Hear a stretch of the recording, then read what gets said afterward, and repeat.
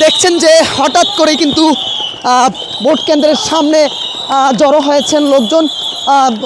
বলা চলে যে উত্তেজনা তৈরি হয়েছে। সেনাবাহিনীর পক্ষ থেকে মূলত তাদেরকে দাওয়া করে এই ভোট কেন্দ্রের সামনে থেকে তাড়িয়ে দিচ্ছেন। আমরা দেখতে পাচ্ছি যে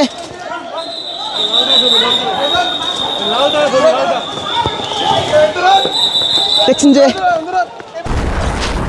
হিউস্টনে রকিং টেস্টি, সীমানা ছাড়াও নিজেকে হারাও। দেখছেন যে সেনাবাহিনীর পক্ষ থেকে মূলত পরিস্থিতি স্বাভাবিক করতে দাওয়া করা হয়েছে। দর্শক, ঢাকা 13 আসনের যেই মাইলস্টোন কেন্দ্র রয়েছে সেই কেন্দ্রের সামনে হঠাৎ করে কিন্তু উত্তেজনা তৈরি হয়। সেই পরিস্থিতি স্বাভাবিক করতেই মূলত সেনাবাহিনীর পক্ষ থেকে তাদেরকে দাওয়া করা হয়েছে। আমরা সেটি কিন্তু দেখাচ্ছি আপনাদেরকে। ঢাকা 13 আসনের যেই মাইলস্টোন স্কুল রয়েছে সেই স্কুল এলাকা থেকে আমরা দেখতে পাচ্ছি, যাতে করে কোনো ধরনের নাশকতা বা অনিয়ম তৈরি করতে না পারে সেই দিক বিবেচনা করে মূলত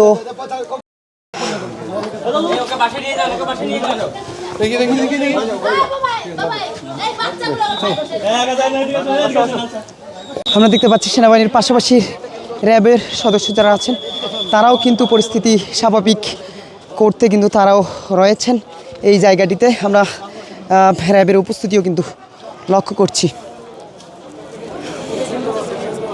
ভোট কেন্দ্রের সামনের সড়কে জড়ো হয়েছিলেন হঠাৎ করে বেশ কিছু যুবক, তাদেরকে মূলত সরিয়ে দিতে সেনাবাহিনী এবং র্যাবের পক্ষ থেকে এই কার্যক্রম সেটি কিন্তু দেখাচ্ছি আপনাদেরকে।